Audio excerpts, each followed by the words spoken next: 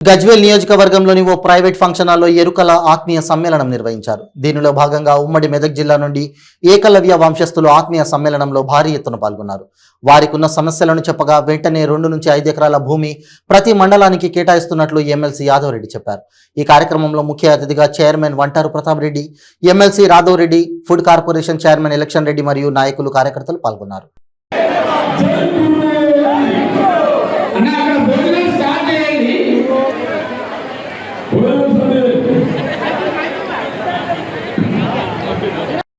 ఒక్కసారి మన తల్లి జోసెఫ్ చెప్పబోతారో ఒకసారి విందాం.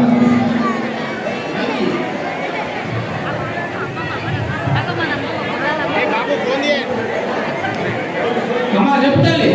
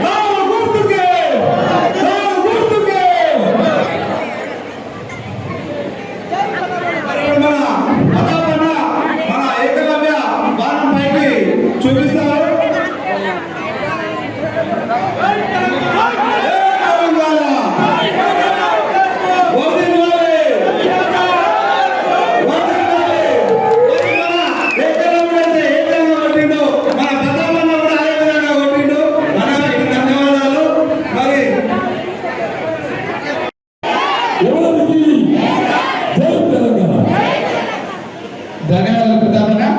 అదేవిధంగా కార్యక్రమానికి వచ్చేసిన ముఖ్య అతిథి వర్యులు గౌరవనీయులు శ్రీ ఎమ్మెల్సీ నమస్కారాలు తెలియజేసుకుంటున్నాను. ఇప్పుడు నాకు పెద్దలు చెప్పినట్టు వాస్తవానికి ఈ మీటింగ్ పెద్దలు హరీశ్రావు గారు రావాల్సి ఉంటే అక్కడ ముఖ్యమంత్రి గారితో మీటింగ్ ఉండడం వల్లనే రాలేకపోయినా. అందుకే మా స్థానిక నాయకులను పోయి సత్యనారాయణ గారికి చేతులు గారికి వారు కోరుకున్న కోరికలు వాళ్ళు ఇచ్చిన వినతి పత్రం తీసుకొని మీ దగ్గర పెట్టుకోండి. నా తరఫున వారు కోరుకున్న కోరికలన్నీ కూడా తప్పనిసరి ఎలక్షన్ అయిన తర్వాత మనం అన్ని నెరవేర్తామని నాకు చెప్పి పంపించడం జరిగింది. వారి తరఫున మేము మీకు ఈ సభాముఖంగా ఆశిస్తున్నాం. మంత్రి గారి గురించి మనం అందరికీ తెలిసిందే. పిల్లలు చేస్తే మన సత్యనారాయణ అన్న గారు అయితే మంత్రి గారితో నీళ్ళ దగ్గరే తిరుగుతుంటాడు. కాబట్టి రాబోయే రోజుల్లో మీరు కోరుకున్న ఏ సమస్య అయినా, మీకున్న సమస్యలు కానీ, మీరు కోరుకున్న కోరికలు కానీ ఈ ఎలక్షన్స్ కాగానే తప్పనిసరి మనం నెరవేర్చుకుందాము. ముఖ్యంగా ఒక్కసారి మీరు గుర్తుంచుకోవాలి, 10 సంవత్సరాల క్రితం కేసీఆర్ రాకముందు మన బతుకులు ఎట్లా బాగుపడ్డాయి. మరి మనందరి పరిణామం గత 10 సంవత్సరాలలో కులమతాలకు అతీతంగా అన్ని విధాలుగా ఈ రోజు మన రాష్ట్రాన్ని అన్ని రంగాల్లో ముందుకు తీసుకుపోవడం జరుగుతుంది. ముఖ్యంగా ఇవాళ సిద్దిపేట జిల్లా చేసుకోవడం వల్ల సిద్దిపేటకు ఒక మెడికల్ కాలేజీ రావడం, ఆ అసలు మెడికల్ కాలేజీ వల్ల మనలాంటి కుటుంబాల నుంచి కూడా డాక్టర్లు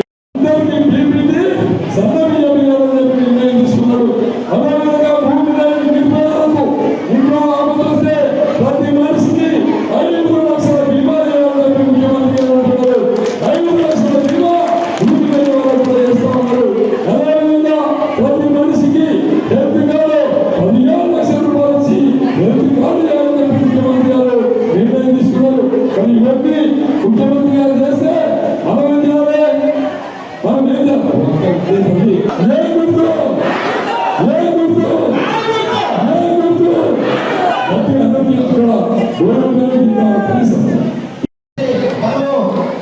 మీ తమరు విశాల హృదయంతో స్వతహాగా చర్య తీసుకోవాలని మాకు సహాయపడతారని చెప్పి కోరుతా ఉన్నాము. ఎల్లవేళలా మా ఎద్దల సంఘము బీఆర్ఎస్ పార్టీకి అండగా ఉంటూ సదా మీ మరి మండల నాయకులకు రాష్ట్ర అందరికీ కృతజ్ఞతలు తెలియజేస్తున్నాము. కుటుంబాలు పండ్ల పైన ఉన్నటువంటి కుటుంబాల కోసం ఎన్నికల ఎంపవర్మెంట్ స్కీమ్ ప్రవేశపెట్టి 60 కోట్లతోటి ఏకైక ప్రభుత్వం ఉందంటే అది కేసీఆర్ గారి ప్రభుత్వం. అదే కాదు జనం మొత్తం మన ఎన్నిక దాటి అన్ని కులాలు ఇక్కడ ఉన్నటువంటి లంబడ కోయ బోర్డు ఏ రకంగా అయితే ఎమ్మెల్యేలు మంత్రులైందో రాజకీయ ఎన్నికల్లో అదే పద్ధతిలో ఎన్నికల జాతి కూడా రాజకీయంగా తీసుకుని చెప్పేసి కేసీఆర్ గారు కంటనే కట్టుకొని గవర్నర్ కూడా కింద మన సత్యనారాయణ మన కుటుంబ సత్యనారాయణ ఎంఎస్ వచ్చినటువంటి ఘనత కేసీఆర్ ప్రభుత్వం చెప్పేసి నేను చేస్తున్నా.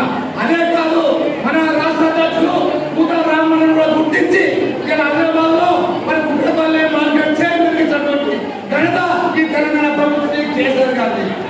తెలంగాణ రాష్ట్ర ఏర్పాటు కోసం చేసుకున్న మనం అక్కడ కట్టుకున్నామో తెలంగాణ ప్రభుత్వం మరి కేసీఆర్ గారు ప్రభుత్వం రావడం నోరు ఉండాలి మలగండి, నోరు వేయడం మలగండి.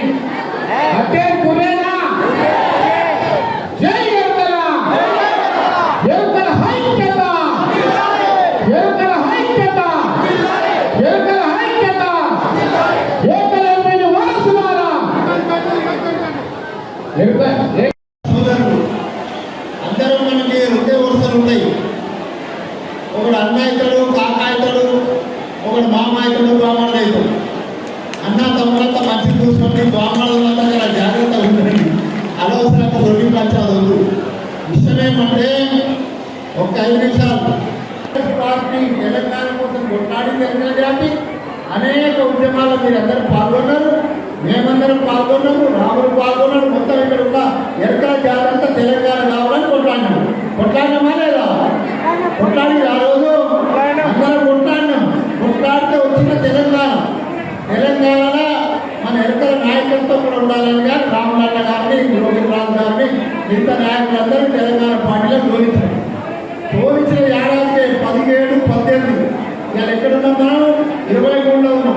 6-7 ఏళ్ల క్రితమే మనం కేసీఆర్ దగ్గర కలిసినాం.